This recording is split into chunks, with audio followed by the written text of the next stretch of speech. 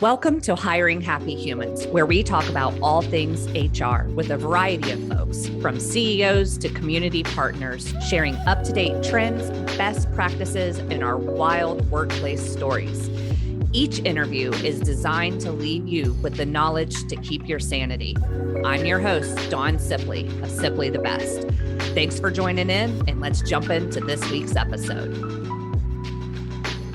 Welcome back, everybody, to Hiring Happy Humans. I am just so excited today to have Melissa DelBuono on our podcast. Melissa has had an absolutely amazing career in hospitality, and she survived the pandemic, praise the Lord, and even started a nonprofit along the way to help her fellow colleagues in the industry. So welcome so much, Melissa. I'm so glad to have you here. Thank you, Dawn. Thank you for the introduction. Thank you. So just for folks who aren't familiar with you, just give us a high level view of kind of your professional career. So I actually grew up in the hospitality industry. My parents both being in that industry. I grew up listening to those conversations and my father putting me to work at a restaurant at 6 years old. So I grew up in the industry, and once you get that industry in your blood, there's no turning back. So I started out super junior level doing a lot of food service side, and then went to my first hotel after college. I went to school for finance, criminal justice, and minor accounting, concentration in sociology. So wanted to be like an SEC agent at first. And then I got my MBA in international business and my MS in behavioral economics. So it totally not where I'm at right now, but it's definitely helped in the long run. I started in hotels, worked for IHG, worked in Marriott, I was a director of sales, director of revenue management, GM, and now I'm a certified hotel asset manager. And then during the pandemic, like you said, I started Project Safe Hospitality, and I was the co-founder and CEO that helped place thousands of people into positions outside of the hospitality field. So if you have an issue stocking your front desk, it might be my fault. But what I was actually doing is teaching Fortune 500 companies and other large companies what hospitality people actually did. We provided free services for resume and career help, and then did a little bit of real estate and asset management in the meantime. And then went on to be the senior director of strategic accounts for Travel Funders Network, which is a wholesale company that's an up and coming big deal. So it's been quite a ride, and I'm very happy to where I am today. And through it all, I survived cancer. So it's definitely been a lot of blood, sweat, and tears to where I am today. Yeah, absolutely. I always find it, having been a recruiter for 20 years now and worked in almost every industry that there is, it's always interesting to me how some folks don't know all of what hospitality is. They don't understand the business side of it. They just think of it as the waitron or the front desk person or the housekeepers or something. Why do you think that misperception exists? Do people they're only familiar with what they see and where they interact with it? Yeah, because you don't really see for example, the sales side, for example. You don't see that side unless you're like in a corporation and you're like, oh, I have to, book rooms, or I have to get an account for my people coming to visit. They don't see the fact that the salespeople, for example, it starts there, deal with CEOs sometimes and very high-ranking individuals to get accounts and negotiating and the planning. And then the revenue side, where you're actually revenue managing each dollar to make a tremendous budget sometimes. And it's a very finite perspective to look at. If you also look at the if, for example, front desk, you just check in, they're fine. They need to know the technology, customer service skills, they work long hours, they are it's so many skills that come in to play in each position, and then to deal with, and you can't be reactive. You have to be a solutions person totally in hospitality. So some of these skills people just don't realize exists in the hospitality industry and these folks. So, and the hours that it takes, and it's insane. Yeah. Yeah. I think for me, having grown up in poverty, and like the only hotels I had been to were like Mobile 8s and stuff like that. And then having come into a more comfortable lifestyle, the service difference, what it means to always say yes. And so knowing some of the greatest management philosophers have come out of the hospitality world. They sure have. It is the people business. If you can run a successful, profitable, high level of service hotel, I say you can run just about any kind of business. And it's funny you say that, because running a hotel is running like a large company, because the operations, sales, revenue, I mean, you have every piece you have in a major company. For example, like I've done a presidential visit before. So it's the operations, the communication, the collaboration, the leadership, everything that goes in to doing something like that, the scale, and then having to make sure that the safety of not only the president of the United States, but their people, and then the guests that are there. It's absolutely insane. And you get a lot of high ranking people and VIPs and important people that you have to know how to interact. My dad always told me that this phrase, and excuse my language, everybody poops. Because the janitor has to be talked to the same way as the general manager, the same way as the owner, same way as anybody, because in a hotel, you're always looking for that VIP experience. Absolutely. So, what are some of the industries that you really found were accepting of these transferable skills? It's funny you asked that. The financial industry for the revenue managers are huge. Yeah. Financial, big time. And then it's really, all the industries were pretty accepting of them, except for the public sectors, like working for like the state or something, because you had to have, the government stuff. You had to have different, education pieces, and most of the hospitality people actually went to school for hospitality. So those pieces were a little different, but even like as a clerk from a front desk perspective, every industry soaked up these people, because they're just across the board, law firms, CPA firms, everybody you can think of, because they have the best administrative, organizational, solution skills ever. Well, who really needs some hospitality training is our government. That is the one I was like, listen, if you guys can figure this out, it would be gold. You change the world. Right. Yeah, exactly. And if they could just get some of these leadership skills instead of management skills that they had, that would even be better. Yeah. Absolutely. Now, you mentioned during our intro time together that during this upswing in your career, you also had a battle with cancer. How do you think that battle with cancer impacted your career and how you viewed work? Well, obviously you take everything, for granted before you come into a big traumatic experience, right? So I learned to appreciate everything. I became a solutions person, which really helped me in my career. And the trauma, actually, believe it or not, as bad as it sounds, actually helped a lot too, because when you're a leader, you're dealing with a lot of different situations and you have to keep everybody calm. So you have like this little gift now of keeping everybody, you've had so many trauma responses that you have the gift of keeping people calm and collaborative and, don't panic type scenario. And then, but the biggest piece is definitely the solutions, and then the dealing with people part of, you never know what people are going through. So you're very empathetic. So empathy is definitely the biggest piece I've taken away. Yeah. Yeah. Why do you think when it comes to like the trauma that we experience, some people have more resiliency to come back from that, while other people really kind of hold on to it? I've seen there's a dichotomy there.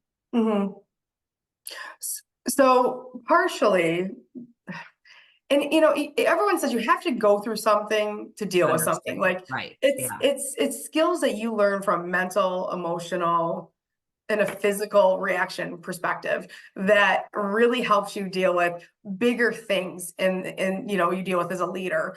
Like, if you have somebody that's has like a really big issue with a client, for example, you learn not to react right away because Right. you're thinking of a solution. Sometimes silence is like the best thing. You got to listen, Girl. digest. It's how they say it. Half It's the it's what reason they I say. fire people is because what comes out of their lips. Like silence is always, always just the best option. I think people actually respect it, even though they crave an immediate response and that knee-jerk reaction. Exactly. Sometimes to have that stoic leader that goes, oh, this is important and this is big. My response is very important, and impactful. Let me take a minute, to be able to do this. And I think at the end of the day, that earns a certain level of respect rather than just an emotional making decisions based off of gut. Yeah, and you get a little tougher, right? Your skin's a little thicker, and it's odd because that you say that because people don't. So when a problem approaches as a leader, you're really like looking. You have to look at it from like 12 different perspectives because you're looking at it from the client perspective, your operations perspective, your sales, whoever is involved. So you have to take that all in before you can even begin to react. Right. So that's really a very important skill to learn. And when you're going through any trauma like cancer and stuff, you have to listen to so many different doctors telling you different things before you can make a reaction or a decision. And it actually translates in the business world, which I don't suggest people go out and go through trauma, but it actually helps you in the business world in tremendous ways. Yeah. I do a lot of interviews, and I think some of the most dynamic and charismatic leaders that are really able to lead in that servant style of leadership have colorful backgrounds. They have been through something, big. And I think that's also part of life is the longer we live life, the more opportunity that we have to experience great loss and tragedy and burdens and truly appreciate what grieving is on top of just mortality, period. I think it brings us down a little bit and makes us a little bit more humble that way. And it allows us to understand people differently because think about it, like everyone's different in sales, especially like if I bring myself back to the sales world, the personalities are big, the emotions are strong, there's a lot of competition. Like you have to be, as a leader, be really cautious of how you approach and manage those people. So it's and I take away the word manage, lead, because it's really a performance-based field. So it's very important to understand that there is different, and you have to change yourself up so many times because there's different styles out there. Right, right.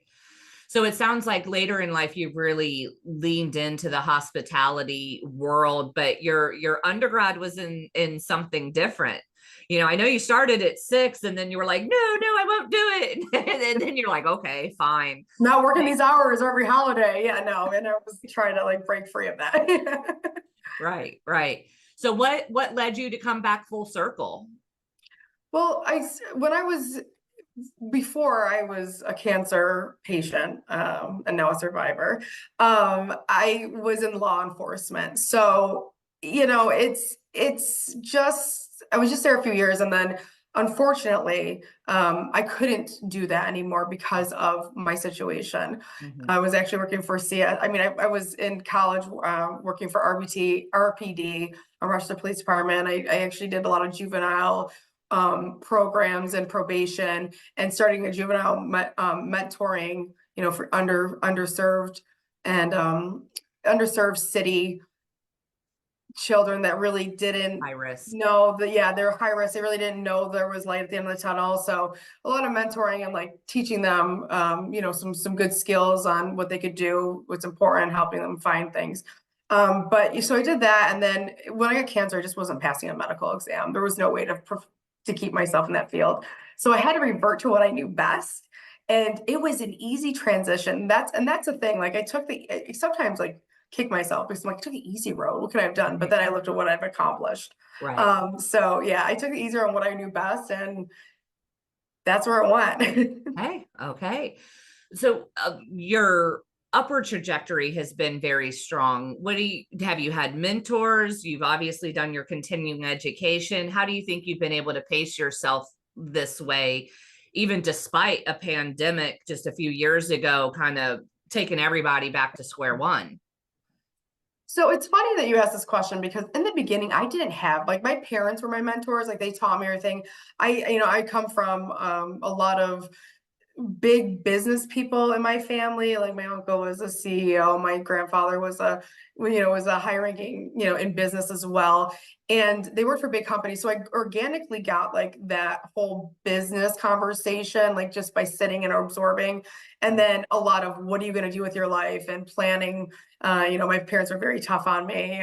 They say, you're gonna do great things, kid. Like get it on. Right. And I did. But I didn't have anyone who like I actually like was able to, while I was growing, like say, hey, listen, I have questions, like help me with this. It was just kind of like, throw a bunch of stuff at the wall, see what sticks, and like use your intuition, until I got to TFN. And now I have Dave Lippman and Bob Diener as my mentors, aside from my mother and father, Frank and Jean, who were my real mentors through the beginning of my career, and then evolved me, and then Dave and Bob to really teach me how to be a great leader. And my parents did as well, but they teach me different stuff, and because they come from a different perspective. So that was it. But looking back, I don't know what I could have changed if I had a mentor, but I am trying to change that for other people. So I do actively mentor because I think that maybe I would have been in my career earlier and I would have found myself earlier, where now I'm in a groove where I'm just like taking off and I love it. But I could have had that opportunity without all the bumps and bruises in the meantime, had I had a mentor that was like strictly like, here's your career mentor, like this is what you do. And that's how you look. So now I'm here. Some of us get blessed that we just bump into people along the way in that season. The change is kind of coming and stuff. You mentioned those two gentlemen that have kind of taken you in under their wing at the company that you're now at. What is it about them as a young lady? I'm only assuming that they're older than you. That allows you to know that they're good enough to follow? Well, I think the biggest part, and I'm sure all the women out there will appreciate me saying this, is especially in hospitality, we grew up in the boys club.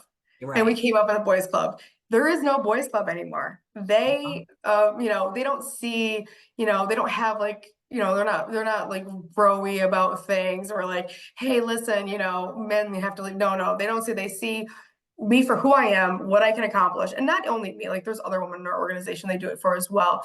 And it's easier to work with them, where like like I said, like previously the boys club's been predominantly like I'm walking into a man's environment, and it's sometimes tough to navigate that unless you have that thick skin. So so that's what they've really brought for me. They brought me like, you are a woman, roar, be loud, be proud, like do your thing. It doesn't matter. Like you have the same strengths and abilities that other men do. So, it just because you're a woman, it doesn't mean anything. So I guess they erase that gender bias. That's pretty common. And not only that, they spent the time. It's like, I had a question and they spent the time to listen, and then they grew me. They saw my strengths and they've leaned into my strengths, and then helped me grow where I was weak. So it's really quite very different than like my mom and dad. Like they think I'm great at everything, right? So they're mentoring me, like, be strong, get out there, do your thing, kid. And where Dave and Bob are like, fundamentally, you're really good at negotiations. This is what we, and then they gave me the power and the voice to be able to really lead myself into a situation, and and mentor me through that. So that it's been very good. Coming from working in a very male dominated environment too. I love that you made bro a verb instead of a noun. That's hilarious. I don't think I've ever seen anybody do that before, but I love it because it is like it's a whole thing, right? There are, as much as I want to think that I'm equal and we're all the same and we're all professionals, I'll walk into a group of men and the dynamic changes. It absolutely does. And maybe that's chivalry, maybe that's respect, and maybe that's the way that it's kind of supposed to be.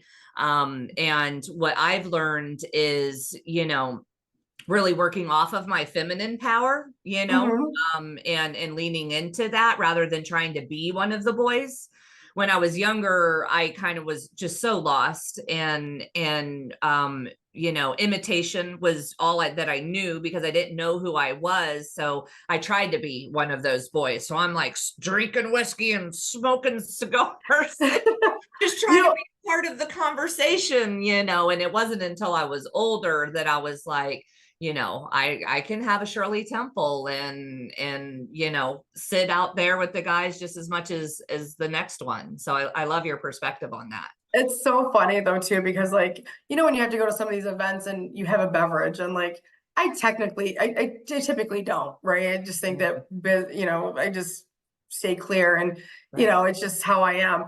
But I love it when a man looks at me and he's like, do you want a Cosmo or something? I'm like, no, give me some Bullet or Knob Right. Creek. And I'm just Right. like, and it's just like, they just looked at me like, you know, you Yeah. just order. Right. Yeah. Yeah. I mean, I don't always Neat. drink it, but I'm like, Yeah. no. It's funny. It's So, just a level up thing. It's just odd right. how that happens. Oh yeah, yeah, absolutely. I've always been a whiskey girl myself and gotten the same little eyebrow, you know, that it wasn't something fruity and in a blender. Yeah. You're Yeah, like, oh, pina understand colada, that. no, thank you. I'll get a bourbon, please. Right. Well, I love that you have strong men in your environment like that. That's not always the case. Sometimes, even as you know, I hate to put it all in a lump, but hospitality, especially the restaurant industry, it Yeah. is sexually charged at another level. I can just imagine what a restaurant is with a whole bunch of beds upstairs. I You can't know, and formulate. yeah, and you got to learn like, okay, temptation is temptation, right? But, and you know, technically most hospitality people, they end up marrying within hospitality because no one else understands us because we're built different. Right. But like, you got to stay out of that drama. Like, I always tell my young men, my young women that I'm mentoring, I'm like, you know, it's great to be a flirt, but don't do it at work. Mhm. You have to come in professionally, stand tall, and just you know, you could be bubbly, but just watch what you say, because that's a big thing, especially in hotels and restaurants. Yeah, you're right. Yeah, yeah. What would your advice be besides just not being a flirt to a young woman that's kind of coming up, and whether it's engineering or construction or that kind of Mm. environment? How do they protect themselves? Because there's so many pitfalls and tricks and manipulations, and I've seen blackmail and all kinds of stuff. Mm. So it's funny you say that because I built a few hotels, so I've been on the construction. And let me tell you something, no one is shy, and it shocks me every time. I'm like, you gotta, you know, we're still at work here, you know, the canter's got to be different. So, you know, I think just stand your ground is one of the things where, you know, it's cool to be yourself, Mhm. but you know, if someone's gonna come to you and be like, hey, you know, you look really hot today, thank them and then change the conversation really fast, because you don't want it to come across as, hey, it's totally offending and it's going to get awkward unless it gets to that point and then you have to do something about it. Right. But really just, you know, keep it professional. You know, I've had a lot of crazy things said to me, like things that I don't Yeah, think this spoken isn't on that a kind of podcast. show. Yeah. Kids could be listening. Yeah, Yeah. it could get So raunchy, I'm sure. it gets pretty crazy. Even with And customers as well. And that's a totally different dynamic when you oh, feel like yeah. you've been told to please the customer. And so where do you draw that line? But you know, and I've kind of done It what has you've done, happened. just blush and say thank you and all right this way, and Well, keep yeah, the you keep the tempo kind of conversation going. moving. Keep the Right. conversation moving. And if it gets, because, and then I've had points where it's been like conversation moving, it's over. Thank you, it's moving, it's over. And then it's really getting aggressive. And then you're just like, you turn around and be like, we're at work. That's, Right. I literally say little things like, we're at work, and like Right. shake my head. And sometimes those few words Right. is so Oh, impactful. the little zingers, I think, are the most, one of my favorites is, huh, I'm surprised you're comfortable saying that to me. Or how are your wife and kids doing? I mean, that's a totally different subject. Like, don't even get into all of that. Yeah, So, but like yeah. it's important, like really don't engage in it. Like you know, keep the conversation moving. You know, I always hate to tell people to dress professional. But it's part of dress code, right? So I can say that right now. You know, it's a little demeaning because we should be able to express ourselves as women. But, you know, really, you know, if you're on a construction site, I wear Timberlands, like Right. the construction boots. Right. And, you know, it's like and, you know, you don't put yourself, like, watch your body language, like, try not to put yourself in an awkward situation too. I Mhm. mean, I know it's so hard to say this as a woman because you're just like, I just want to be at one of the guys and blah, blah, blah. Right. Fine. But, you know, also don't leave yourself open for, you know, make it clear, like, I wear my ring loud and proud. You know, I'm Right. married to talk about my husband. And that really deters a lot for me Yes. too. Yeah, Mhm. it does. It does. Yeah, one of the things that I've really learned is just making the boundaries really clear up front, and Yeah. you know, being kind about it. You know, I mean, people are going to shoot their shot, and that's fine. You know, being rude about someone making, you know, in HR, that's my perspective. There'll be people that are like, oh, I want to write a report. I'm like, because you said you were pretty today? Like, that's not sexual harassment, you know.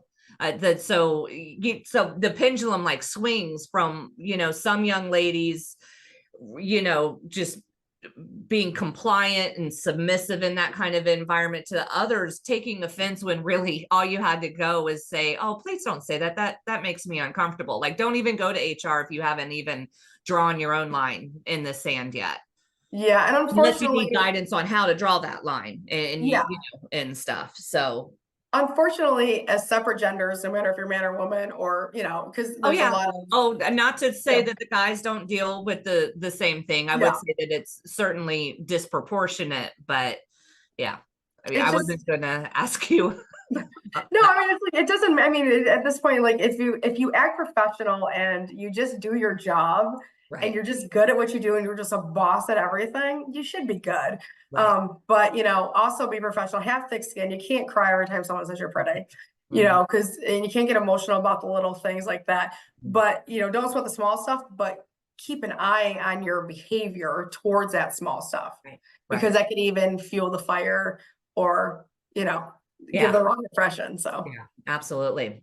mhm. Now, along with all that line of professionalism and hard conversations, one thing that I think the hospitality does best of is discretion. Mhm. You know, not repeating things that you say and things that you do. You know, you had a president at one of your properties. That's not something you can go post on social media before it happens, for national security reasons. And, you know, famous people are coming in and they're having company, and you can't discuss what that kind of looks like. Y'all are trained in that Yeah. way. Yeah. You know, it's part of the protocol. What does someone who hasn't received that kind of training need to understand about discretion? Because from an HR perspective, a lot of what I do, again, I think I already said it, it's what comes out of people's mouth. Like, they just want to share, they want to be in, you know, sharing the gossip and stuff like that. So how does Mhm. one abide by those discretionary rules? Well, it actually comes from leadership. Like, it's leadership. So we do in hospitality, we have like stand-ups, or we have communications that go down. Uh-huh. So, and all of those are meant to be quiet and internal, and most employees know that, right? And the ones that don't, you have to tell them. You can't just be like, oh, I expect everyone to keep their mouth shut. You know, if someone's, you know, got a big movie coming, because people get excited. Right. But it's you know, it's saying, hey, listen, you can't post anything about work on social media. There's usually always a social media something in place for, you know, for your workplace, unless you're, you know, within the guidelines of what the marketing team is doing. But also, like, you have to win the communication. Okay, so we have a very, you know, discretion is, you know, you can't disclose this, you know, this guest is coming in VIP, you don't talk about it. So you have to be specific, because Mhm. there is such a range of ages in hospitality. You can be 18 or you can be 70, you Yeah. know, and those 18-year-olds are probably not going to know what the 70-year-olds know, or the 55-year-olds know, or the 40-year-olds know, you know, and vice versa. So Right. the excitement level might get different. I mean, we're kind of, in being in hotels, like in restaurant industry, and especially in major markets that I've been in, major properties and companies I work for, like, I'm immune. Now it's just like, oh, so, oh, Mark Wahlberg's coming in. Oh, okay, well, that's good. We'll say hi to him when he walks in, He's and in you have a good, Orlando all like, the calm. time. Doesn't he live here? Does he live He, here? he lives in Boston. Well, he lives in Okay. Boston and then LA. I mean, I've done Yeah. when I was in Boston, I used to run into it all the time. And you're just like, oh, hey, what's up? You know, and you got to teach your front desk too about how to remain calm because they're coming into an environment they think is discreet. And if someone's like, oh my God, I need your picture, I need your Right. autograph, you're Right. like, they're not coming back here if you do that because Yeah. they want a discreet experience. So Right. they think you're going to put it everywhere. So it's a communication from leadership and leadership saying, hey, listen, guys, you know, this is the expectation. So it's managing expectations really from leadership. Absolutely. I love that perspective of it. Um, what is something that you don't think the general public kind of understands about hospitality? Like if you could just tell everybody one thing just to make your life easier working in the industry, what do you think you wish we knew? I wish they knew that the diversity in the Mm, industry mm, and how open the industry is to that diversity and that how they can deal with so many different situations that probably a good portion of the workforce doesn't have to deal with outside of hospitality. So it's really about them, what they can do, how they process, and their solutions people. And then again, like they have to deal with people. I mean, we deal with people all over the world. These people mhm. come from everywhere. Yeah. So, and for work and for travel. So, and we're dealing with it not only on the consumer side, right, but on the internal work side.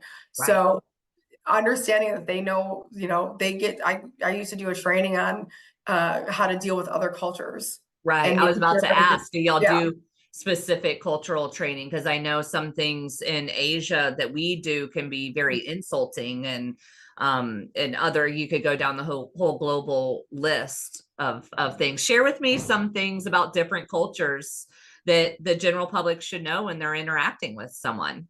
I mean, there's a lot. I think that a lot of it's like, so where I'm sitting now, like it's about how you hand your business card to people. Yes. Yeah, Like, you know, so like I've when heard I'm that. handing my business card to someone who's maybe from, you know, Asia and Uh-huh. that kind of I'm two-handed and I'm bowing, you know, and there's just little things like, you know, it's understanding holidays is Mhm. really the hardest part in saying, hey, listen, you know, everyone celebrates differently. So just be very careful what you're saying. And then it's literally like, it depends because a lot of the countries become very American. A lot of the world's become very Americanized with when you travel, like they expect differently. So it's, you know, it's the bow, it's how you shake hands and stuff Mhm. like that. And so there's a lot of nuances. Right, right. Yeah, I can imagine trying to keep up with that. I found myself very good with names because I read resumes for a living and then I have to call them. And sometimes I'll cheat and be like, hey, Mr. Smith,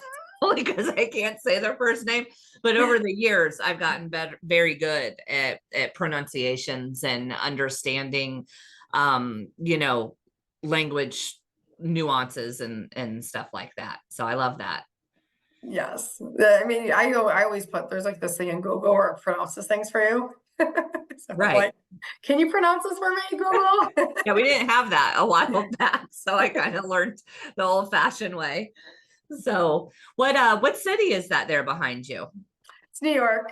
New York. Yeah, Okay. representing some in Connecticut. So a lot of my business is in New York. So, and that's Okay. where I've spent a lot of my career. Yeah. So I Okay. love me some New York. Do you? What is it Yeah. about New York that you love?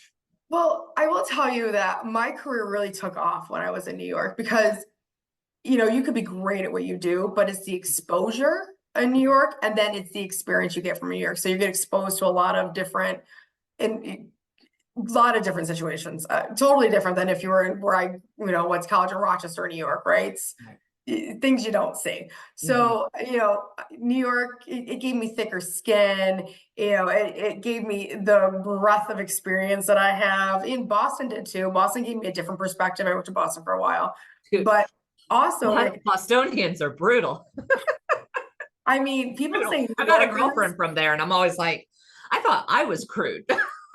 So it's so funny because you have New York nice, which is Right. New York, right? And Right. like how they are. And then you have Boston that just says what's on their mind. It's like the wildest thing. So, so I love Boston for that because it prepped me for New York almost. And, you're like, oh, New York is actually really nice, actually. So, but no, it's definitely given me, and it's exposed me to a lot of stuff. Like I've never thought, sitting, my 14-year-old self, just going to high school, and you always wonder, like, what am I going to be when I grow up? Like looking at, like, what am I going to look like? What am I going to be doing? I never thought I'd be getting the opportunities I got today. A lot of it's my fault for being a hard worker, right? So I just, and for being a good leader and putting together good teams. But a lot of it came from, I had to learn on the fly. And in New York, you definitely learn on the fly. Mm-hmm. Yeah. So when you've been putting together those teams, what is your process? What is your theory? Like, how do you approach team building? Because one thing that a lot of small business owners struggle is they hire with the thought of trying to get things done. Mhm. They like, here's my list of things I don't have time to do. Let me go find a human to do the things. And they don't think about the long-term strategy, team building type of concept. So I actually have a funny theory about building Oh, teams, right? okay. So you have to have you have to have your creator, right? You have to have your creator, you have to have your doer, you have to Right, have your thinker, and then you have to have your one that can kind of flex, right? right. So I don't hire for exactly how am I phrasing this?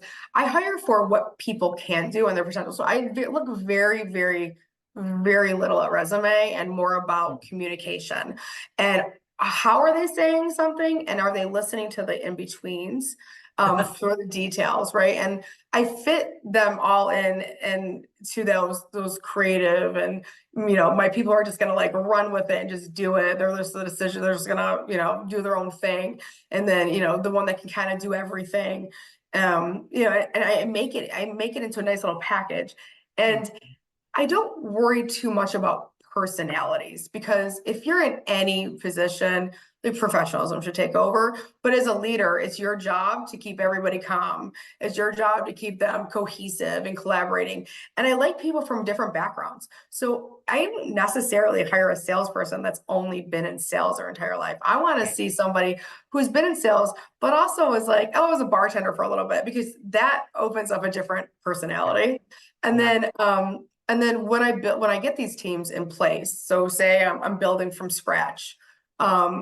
From scratch is easier than fitting in the puzzle pieces, right? But Mhm. say I'm building from scratch, I lean into their skills that they have. Like I have a good negotiation, I have a good closer or negotiator.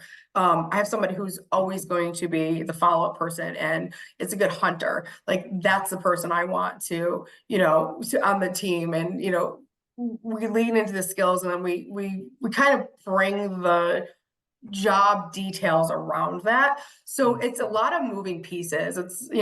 And again, like I say, leaders should remain silent. They should listen to everything that's being said, how is it being said, and what's being said between the lines so you can then adapt your approach to anything that may be happening within that team as far as working together or needs. Like, do they need more data? Do they need more administrative support, whatever it could be. So and understanding everything and then asking questions the right way. Like I'm always when I one-on-one with people, right? And if it's bi-weekly or monthly, Right. depending on their skill or their experience, how are you and what do I need to do to make you successful? Because how are you says, hey, you have a little bit of control of this conversation and I want you to be you and I want you to be open with me. And what do you need to be more successful is opening up the floor to everything and Mhm. or to reach goals and Mhm. as leaders we don't lead performance, we lead performers. So it's really about how the performers, we want to cultivate the experience from their employment experience to allow them to embrace everything around them, the product or whatever they're selling, and be able to fire with that as fast and as hard as they can. but while remaining consistent with the rest of the team. So, team meetings are important as well. So it's about a lot of communication, and then understanding, hey, listen, this person's a great negotiator. We have a big deal. You're going to partner up with this person who's not a great negotiator. Maybe you guys can learn something from each other. So at the end of the day, the good thing about that team is I think I've mentioned to you before about the finite and the infinite players. Yes. It gets to a place where we have an infinite team that's going to be long term, which we want, because we do not want turnover. We do not want that finite team. And we want them to be able to play the game together as fast and as good as they can, and close some good deals. So Yeah. Team building is just so critical. And I love Simon Sinek's, infinite game theory, because at the end of the day, you may be disgruntled about this or trying to close this deal, and that's the goal. But having been around the block a few times, the way you handle those situations, the way you communicate in those situations, the way you show up for other people in those situations, that's the loop that'll always kind of be going. So you don't want to really throw the baby out with the bathwater on certain circumstances, and you have to you can't lose focus of the bigger picture of things for the sake of a win. Right. And it's got to be a good, I mean, I've mentioned before, I use game theory a lot. Went to school for behavioral economics, good mathematics, and, emotional responses and everything all kind of bundled up into one. But, it's really, game theory really nurtures, the players, which are your team, essentially, coming up with a solution. But a more strategic embodied solution that really helps the growth and being a long-term player. Because that's what we want. We want salespeople traditionally, it's such a hard role. You turn salespeople all the time, but if you can keep them, the outcome is tremendously more profitable than having to turn a salesperson. So right. Absolutely. What are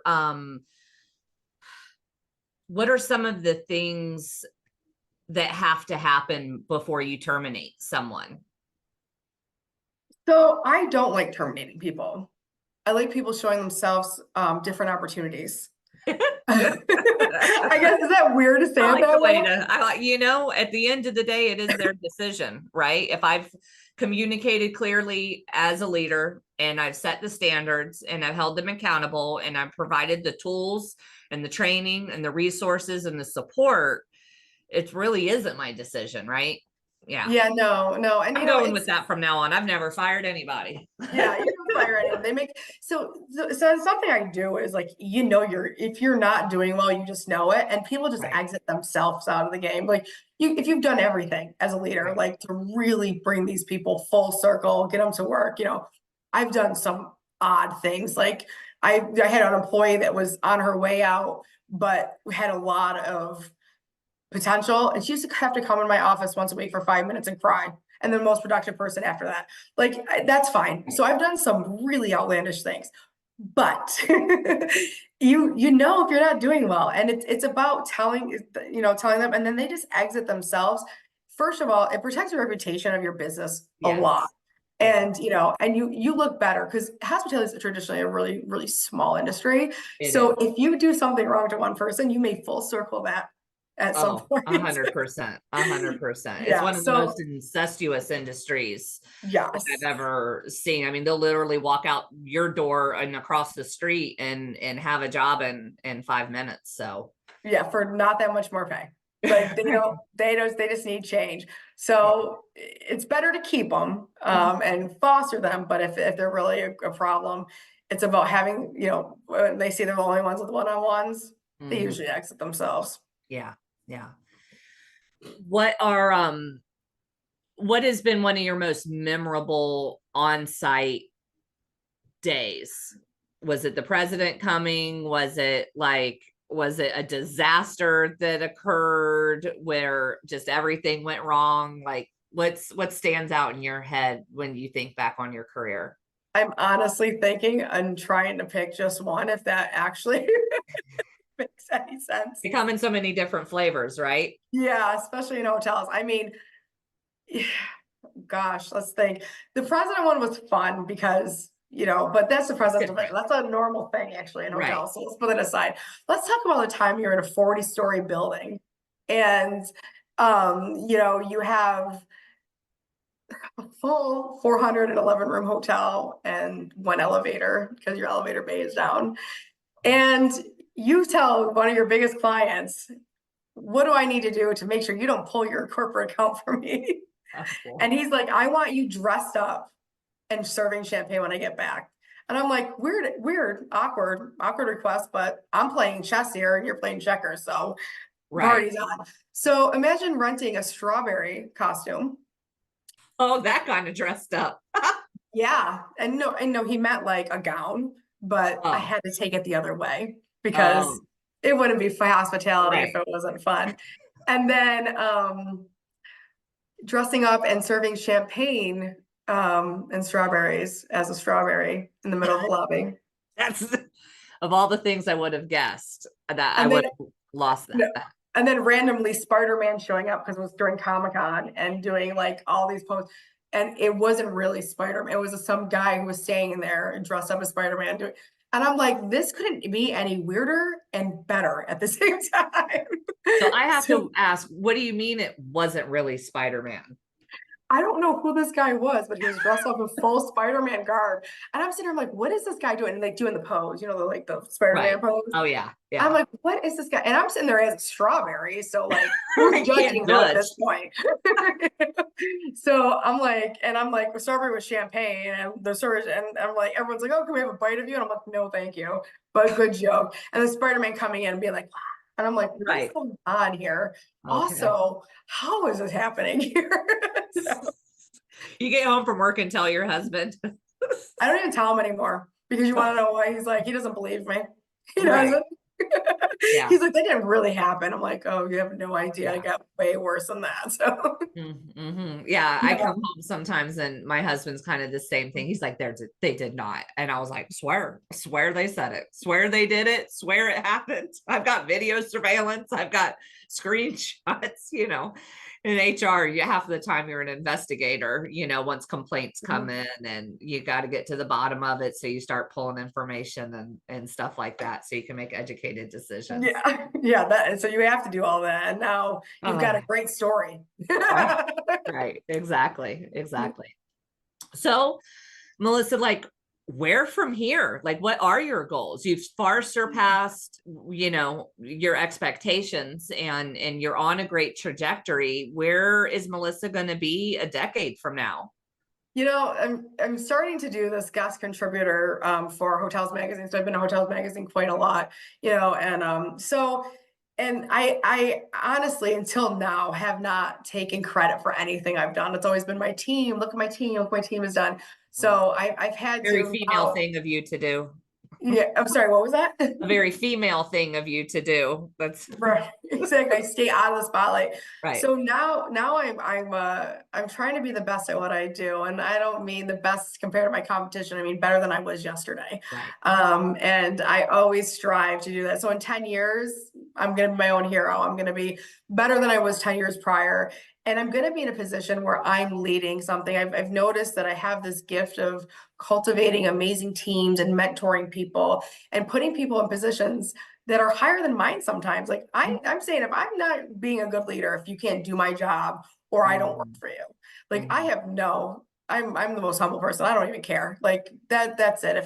Because it's my own fault, if I lose my job because, I've trained someone to be better than me, like Right. that's fine. I don't care. But it's going to be about, having a good mentor. I want to be able to be really strong in diversity, inclusion, and mentoring and putting people on in kind and putting people in a good career path. And then in my own career, I want to help grow this company with this amazing team I work with now, and make it $1 billion company, hopefully someday. We don't know where it's going to be, but, hopefully make it there someday and be like, oh, look, just turn around and look back and be like, reflect and say, hey, listen, I've done something.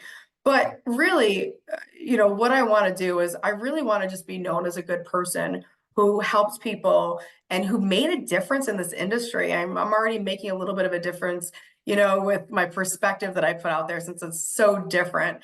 But Right. I also want to be respected as of, not in, hey, listen, look at, she did all this stuff, or I Mhm. want people to understand that I'm here to help.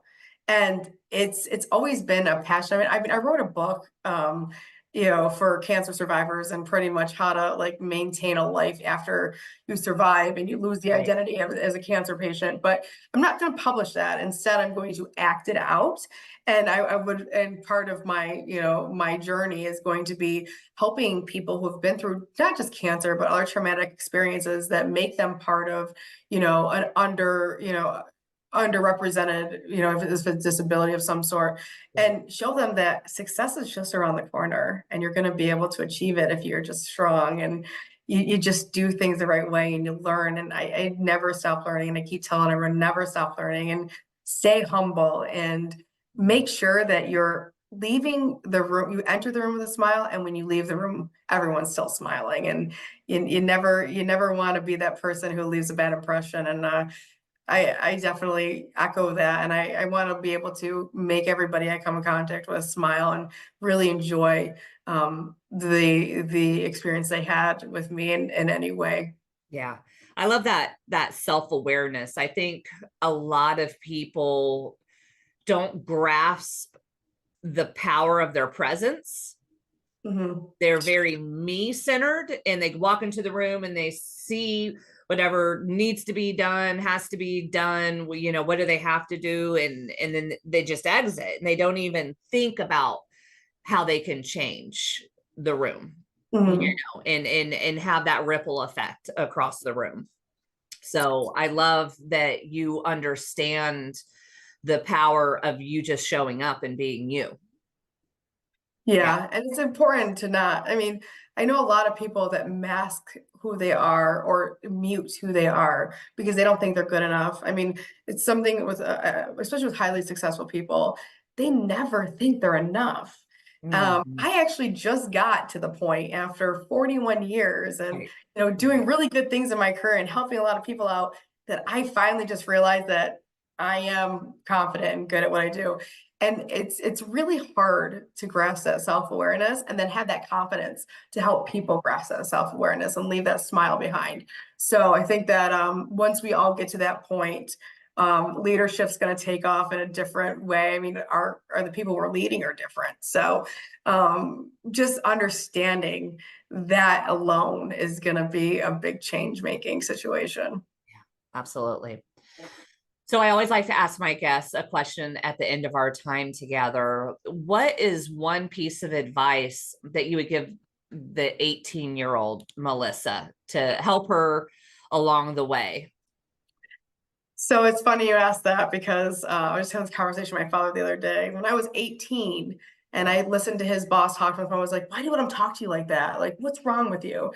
Um, the advice I would give is sometimes you have to listen. Mhm. And you can't always be the loudest one in the room. You actually have to be the quietest one sometimes, and listen to what's going and observe what's going on around you. And then understanding and learning that at the same time, and then taking that home with you Yeah. and being a better person. I mean, my 18-year-old self had a lot of attitude. I was, I was a lot. So, just subsiding the whole, ego and, oh, I can do this and I need to be the loudest one. I need to stick up for myself. No, mute yourself just a little bit Yeah.